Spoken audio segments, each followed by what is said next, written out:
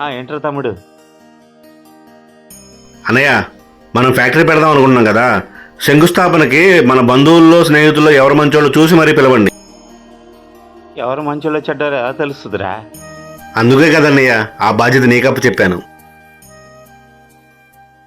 సరే.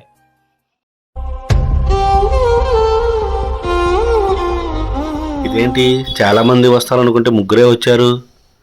అన్నయ్య ముగ్గురినే పిలిచారా ఏంటి? అవునండి. అన్నయ్య ఒకసారి ఇటు వస్తావా? ఇప్పుడే వస్తానండి. ఏంటో చెప్పరా.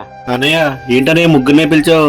ఓ అదా, మంచోళ్ళని నా మీద బాధ్యత పెట్టావు కదా, అందుకే మన బంధువులకి స్నేహితులకి అందరికీ ఫోన్ చేసి మనం ఉద్యోగాలు మానేసి ఈ కొత్త వ్యాపారం స్టార్ట్ చేస్తున్నామని, దానికోసం లోన్లు అవి పెట్టామని, దానికి మీ సహాయ సహకారాలు కూడా కావాలని చెప్పారా. కొంతమంది ఏమో ఎలాంటి రిస్క్ అవసరమా అని, కొంతమంది ఏమో ఆ టైంలో వాళ్ళు బిజీ రాలేమని చెప్పేసి చెప్పారా. చివరికి ఈ ముగ్గురే వచ్చారా.